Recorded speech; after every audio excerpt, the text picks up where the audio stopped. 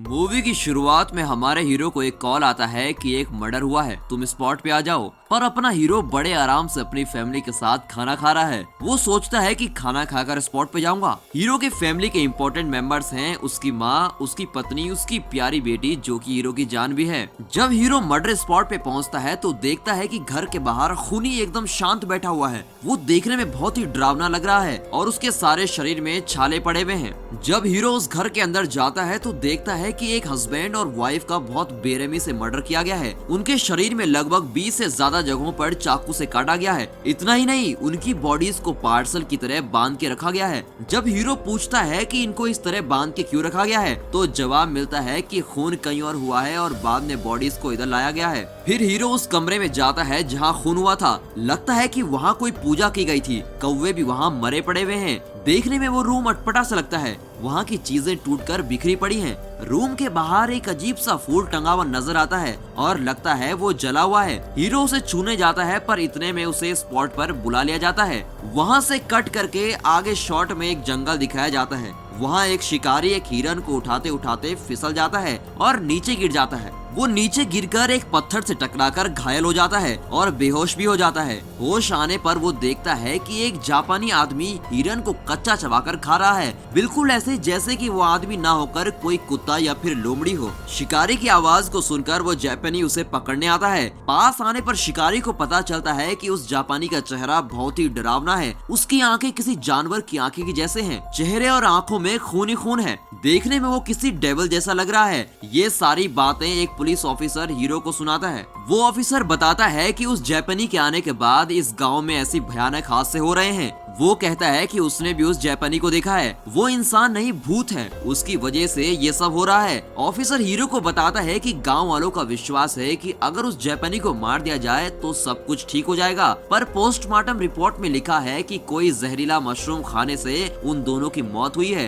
Hero का भी यही मानना है और उसे लगता है कि वो जापानी आदमी एक मामूली इंसान ही है, हमारी ही तरह। वो भी चलता फिरता है, उसकी चमड़ी और हड्डियां भी है हमारी तरह। हीरो गाँव वालों को ये बात समझाने की कोशिश करता है पर गांव के लोग उसकी बात मानने को बिल्कुल भी तैयार नहीं होते हैं। अगले दिन एक और घर में ऐसा ही मर्डर होता है पर इस बार उस घर को जला दिया जाता है। घर के अंदर जली हुई हालत में कुछ लाशें भी हैं। इस मर्डर स्पॉट पे गार्ड करने के लिए हीरो को छोड़ के दूसरे पुलिस वाले चले जाते हैं। उसे कहते हैं कि वहाँ का कोई भी सबूत न मिटा पाए। इतने में सफेद ड्रेस पहनकर एक लड़की आती है और कहती है कि मैंने उन लोगों की बात सुनी थी। मरने से पहले इस कपल ने मुझे बताया था कि वो जापानी एक भूत है और मेरे पास इसका प्रूफ भी है, चलो मैं तुम्हें दिखाती हूँ। ऐसा कहकर वो लड़की हीरो को अंदर ले जाती है और कहती है कि ये सब उस जापानी की करतूतें हैं। फिर वो हीरो से पूछती है कि क्या उसने उस जापानी को देखा है। हीरो कहता है कि हाँ, मैंने एक दो बार देखा है। लड़की उसे चेतावनी देती है कि तुम सावधान रहना, क्योंकि अगर उस जापानी ने तुमको एक या दो बार देखा है तो उसका अगला टारगेट तुम और तुम्हारी फैमिली ही है। तभी हीरो को एक कॉल आता है।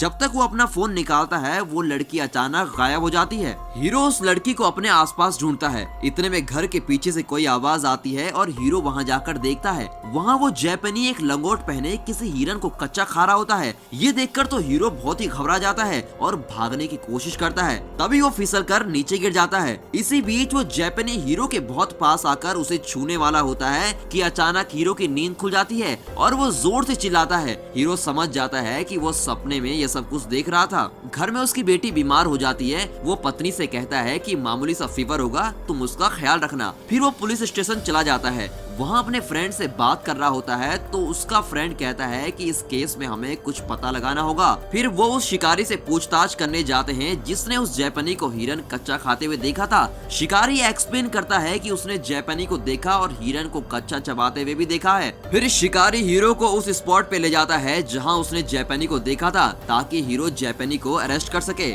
जंगल के अंदर कुछ दूर जाते ही उन्हें कई हिरनों की आधी चबाई हुई लाशें मिलती हैं। शिकारी वो स्पॉट दिखाता है और वहाँ से बचने की कोशिश करता है। मुझे यहाँ डर लग रहा है ऐसा कहकर वहाँ से भागने की कोशिश करता है। तभी अचानक उस पर बिजली गिरती है पर वो पूरी तरह नहीं जला होता, इसलिए उसे हॉस्पिटल ले जाया जाता है। हॉस्पिटल में उसके लगभग पूरे शरीर पर बैंडेज किया हुआ होता है। डॉक्टर कहते हैं कि वो कोमा में चला गया है। उसी वक्त दूसरे वार्ड से किसी के चिल्लाने की आवाज आती है। हीरो वहाँ जाता है और देखता है कि वहाँ वो पहला खूनी बिल्कुल ही आउट ऑफ कंट्रोल हो चुका है। वो अपने शरीर को मोड़ मरोड़ रहा है। फिर वो बड़ी बेरहमी से अपनी छाती की हड्डियों को खुद ही तोड़कर एकदम बुरी मौत मरता है। उसी रात को हीरो की बेटी भी अपने घर में बिल्कुल उसी तरह अपने शरीर को मोड़ मरोड़ कर चिल्ला रही होती है। किसी तरह से हीरो उसे संभाल लेता है। अगले दिन सुबह वो देखता है कि उसकी बेटी बड़ों की तरह बहुत सारी मछलियाँ खा लेती है। ये देखकर हीरो और उसकी माँ चौंक जाते हैं, क्योंकि बच्ची को मछली बिल्कुल भी पसंद नहीं होती है। उन्हें लगता है कि इस पर जरूर कोई भूत प्रेत छाया हुआ है। उनके कुछ पड़ोसी एक अच्छे शैमन को रिकमेंड करते हैं और उसे बुलाने की सलाह देते हैं। शैमन उसे कहते हैं जो डॉक्टर भी होता है और झाड़ फूक करके भूत को भी भगाता है। हीरो को इन बातों पर विश्वास नहीं है।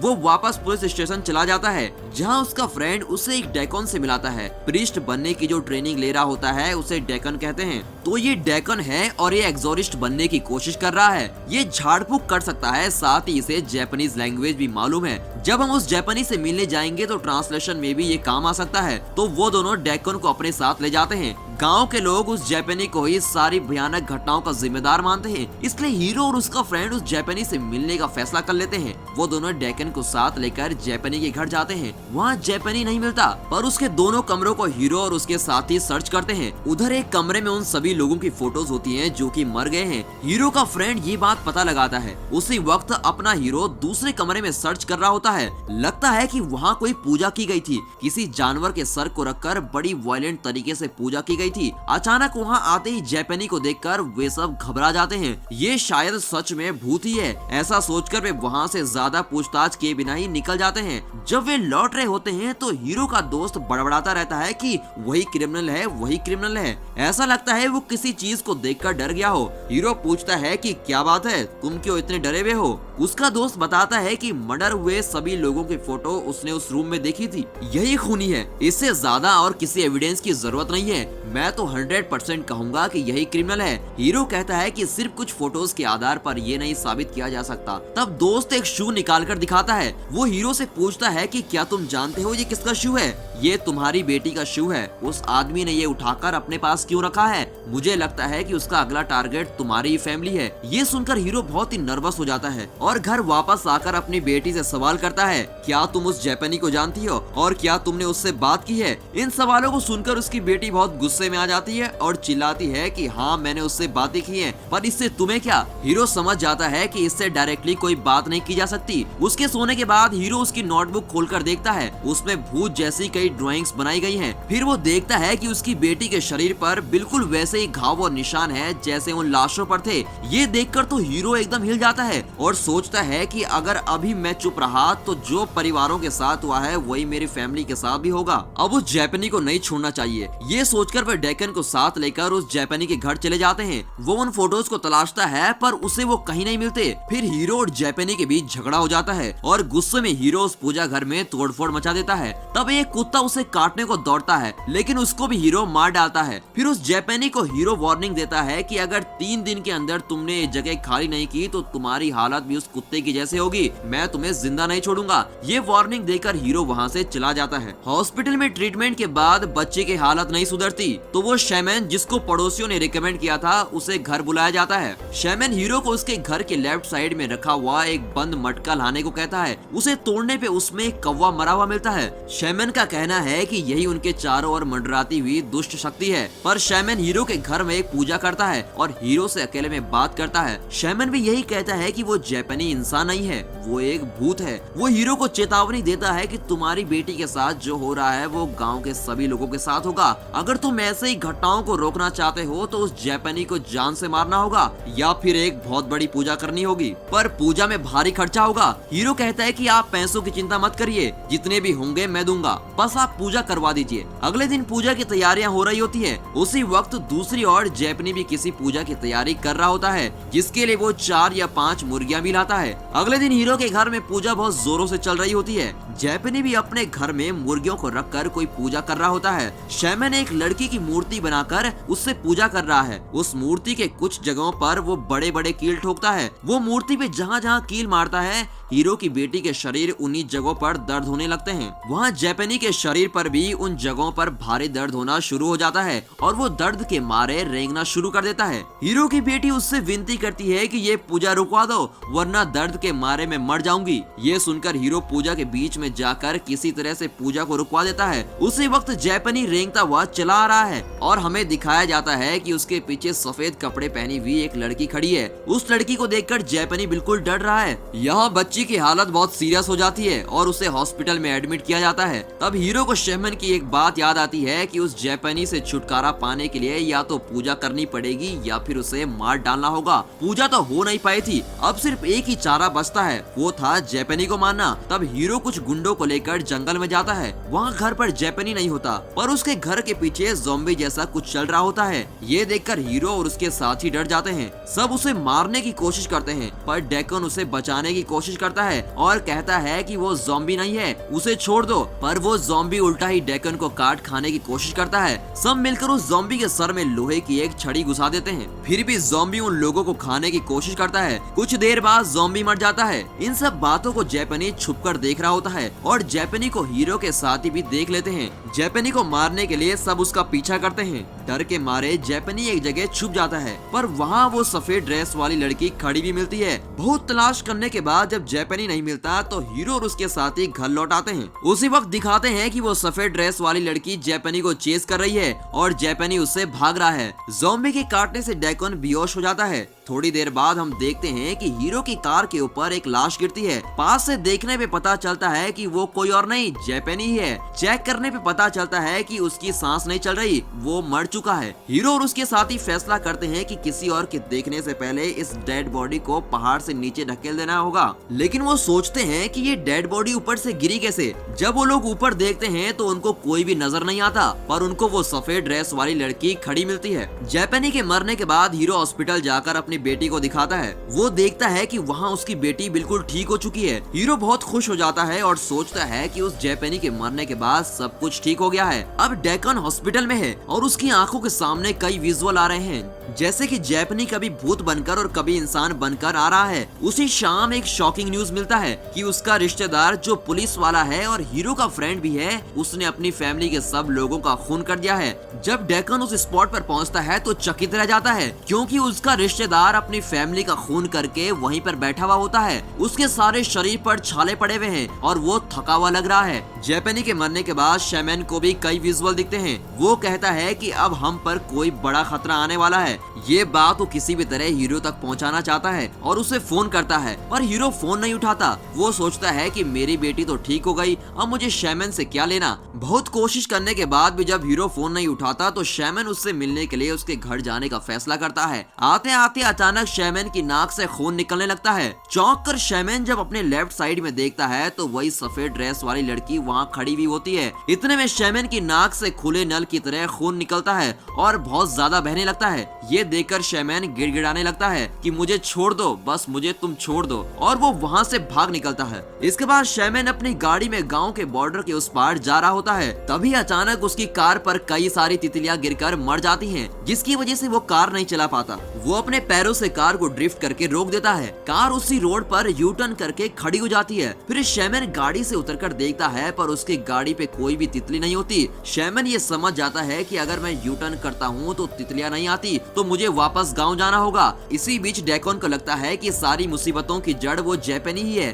उसे मारकर ही सब कुछ सही होगा। ये सोचकर वो एक चाकू उठाता है और जापानी को मारने के लिए निकल पड़ता है। उसी वक्त हीरो अपने फोन पर शैमन के कई मिस कॉल्स देखता है और उसे वापस कॉल करता है। तब शैमन एक बहुत बड़ी सच्चाई बताता है, वो ये कि मुझसे एक बहुत बड़ी गलती हो गई, मेरी पूजा में बड़ी गलती हो गई। मैंने सोचा था कि तुम्हारे घर के लेफ्ट साइड पे जो कौवा मिला था वही दुष्ट शक्ति है, पर मेरा ध्यान राइट साइड पे नहीं गया जहाँ वो सफेद ड्रेस वाली लड़की खड़ी थी। सच में वही लड़की दुष्ट शक्ति है। वो जो जापानी था वो हम सबको बचाने की ही कोशिश कर रहा था और तुमने उसे ही मारकर बहुत बड़ी गलती कर दी है। वो जापानी अच्छी शक्ति था और सफेद ड्रेस वाली लड़की बुरी शक्ति है। इतने दिन जापानी हमें उस दुष्ट शक्ति से बचाने की कोशिश में लगा हुआ था। ये सब शैमन के मुंह से सुनकर हीरो को एकदम शॉक हो जाता है। वो वापस घर जाता है और अपनी बेटी को ढूंढता है। लड़की घर पर नहीं होती। जब वो घर के बाहर उसे ढूंढता है तो सफेद ड्रेस वाली लड़की को देखता देखता है, उससे पूछता है कि मेरी बेटी कहाँ है। वो जवाब देती है कि तुम्हारी बेटी पर भूत चढ़ा हुआ है और उसका कारण वो जापानी ही है। क्या तुम लोगों को समझ नहीं आता? इस पर हीरो गुस्से में पूछता है कि मेरी बेटी कहाँ है।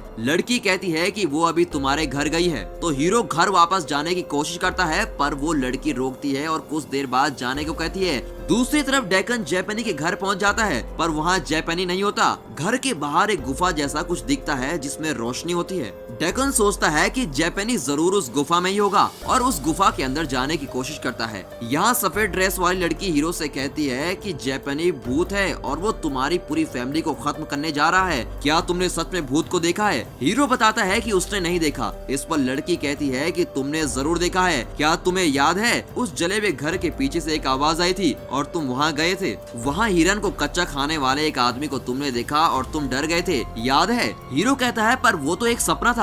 सफेद ड्रेस वाली लड़की कहती है कि वो सपना नहीं था। दूसरी तरफ डेकन गुफा में जाता है और देखता है कि वो जापानी कोई पूजा कर रहा है। जापानी भी डेकन को देखता है। यहाँ सफेद ड्रेस वाली लड़की कहती है कि तुम अभी घर मत जाओ, मैंने तुम्हारे घर को कई ट्रैप से घेर रखा है। जब वो ट्रैप कहती है तो उसी वक्त स्क्रीन पे एक गुलदस्ता दिखाया जाता है जो कि हीरो के घर के एंट्रेंस में टंगा हुआ है। हीरो इसका जवाब नहीं देता और पूछता है कि तुम कौन हो? क्या तुम सच में कोई भूत हो या लड़की हो या फिर कुछ और? लड़की उसका सीधा जवाब न देकर कहती है कि मैं इस गाँव के लिए एक विश्वास हूँ और चाहती हूँ कि इस गाँव के लोग सुखी रहें। तुम चाहो तो मुझे एक आम लड़की समझ लो। दूसरी ओर हीरो की बेटी घर पहुँच जाती है और फ्रिज में रखी सारी मछलियाँ राक्षस की तरह दबा दबा के खा रही होती है। वहाँ डेकन जापानी से कहता है सच बताओ तुम कौन हो, अपनी असली सूरत मुझे दिखाओ। अगर तुम मुझे सब कुछ बता दोगे तो मैं तुम्हें कुछ नहीं करूंगा। उधर हीरो की बेटी ने जैसे मछलियों की पूरी फैमिली को खत्म कर दिया होता है और फिर वो जाकर अपनी माँ और दादी को दिखती है। फिर उसकी नजर घर के पीछे वाले हिस्से पर रखे हुए चाकू पर पड़ती है।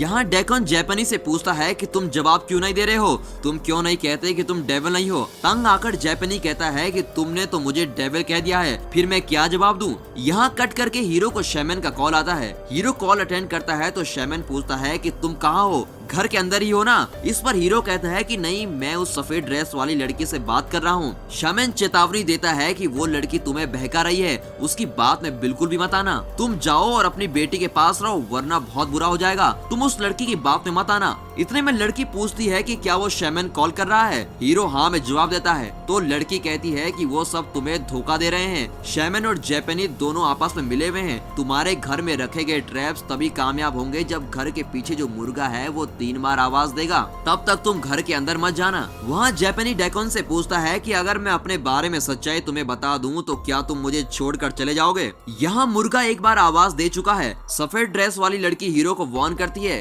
कि अब सिर्फ 2 बार और मुर्गा आवाज कर दे, उससे पहले तुम घर के अंदर मत जाना। हीरो पूरा कंफ्यूज हो चुका है और कुछ सोच ही नहीं पा रहा होता है। एक्चुअली इस सीन तक मैं बहुत आराम से लेट के मूवी देख रहा था और इस सीन के बाद मैं उठकर बैठ गया और ये मूवी देखने लगा क्योंकि ये इतनी थ्रिलिंग थी। इस मूवी में हीरो एक पुलिस वाला है पर फिर भी ये पता नहीं लगा पाता कि कौन सच बोल रहा है और कौन झूठ। मुझे भी समझ नहीं आ रहा था कि कौन सच बोल रहा है और कौन झूठ। क्या हीरो को इस लड़की की बात पर विश्वास करके घर नहीं जाना चाहिए या फिर शैमन की बात को मानकर घर के अंदर जाना चाहिए? मैं भी इसका फैसला नहीं कर पा रहा था। चलिए देखते हैं आप ये फैसला कर पाते या नहीं। वीडियो को 1 मिनट के लिए पॉज कीजिए और कमेंट्स में बताइए कि आप क्या सोचते हैं। आप सोचकर कमेंट्स में बताइए कि हीरो को घर के अंदर जाना चाहिए या नहीं। देखते हैं आप इस ट्विस्ट को ठीक से गैस कर पाते हो या नहीं। इस तरह जापानी डेकन से पूछता है कि अगर मैं सच बता दूंगा तो क्या तुम चले जाओगे? तो डेकन कहता है कि हाँ मैं चला जाऊंगा। इस पर जापानी हंस देता है और पूछता है कि तुम कैसे जा पाओगे? यहाँ मुर्गा दूसरी बार आवाज देता है। हीरो खुद को कोसता है कि मैंने ऐसा क्या गलत कर दिया जो मेरे साथ ये सब कुछ हो रहा है। सोचते सोचते वो घर की तरफ बढ़ता है। तभी वो सफेद ड्रेस वाली लड़की 10 फीट की दूरी पर थी।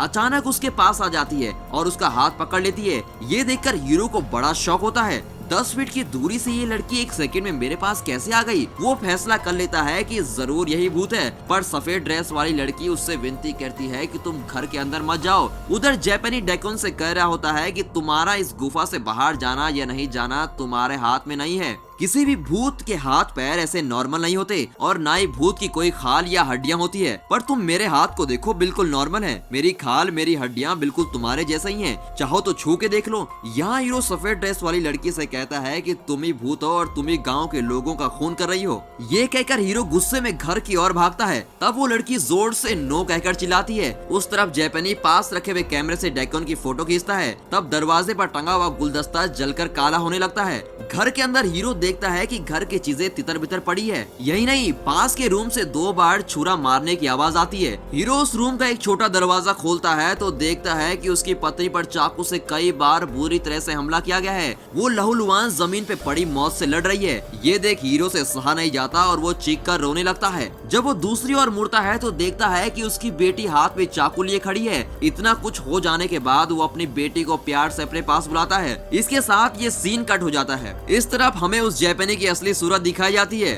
उसके सर पे 2 सींग हैं और उसके हाथों के नाखून बहुत ही बड़े हैं। देखने में वो एक डेविल लग रहा है। अब हमें पता लग जाता है कि असली डेविल वही है। ये देखकर डेकन डर के मारे हिल नहीं पाता और वहीं खड़ा रोने लगता है। वहाँ सफेद ड्रेस वाली लड़की अपनी लड़ाई हार चुकी है और बहुत ही दुखी बैठी है। हीरो के घर शैमन आता है और तभी हमें दिखाया जाता है कि वो गुलदस्ता पूरी तरह से जलकर राख हो चुका है। शैमन घर के अंदर जाता है। तब हीरो की बेटी बाहर बैठी हुई है और बहुत दुखी लगती है। उसके शरीर पर खून ही खून है। अंदर जाकर शैमन देखता है कि हीरो और उसकी पत्नी मरे पड़े हैं। शैमन उन लोगों की फोटो खींचता है। फोटो खींचकर शैमन बाहर आ जाता है और उस फोटो को एक बॉक्स के अंदर रखने की कोशिश करता है। तभी वो बॉक्स नीचे गिर के खुल जाता है। उसमें से उन सभी लोगों की फोटो होती है जिनका हाल ही में खून हुआ होता है। शैमन सभी फोटोज को इकट्ठा करता है और वहाँ से निकल जाता है। इस फिल्म में अच्छी शक्ति वो सफेद ड्रेस वाली लड़की ही है। वो जैपनी और शैमन दोनों ही शैतान शक्ति हैं। असल में वो जैपनी एक डेमन है और बहुत ही दुष्ट भूत है। शैमन इस बात को जानते हुए भी पैसों के लालच में उसकी मदद करता है।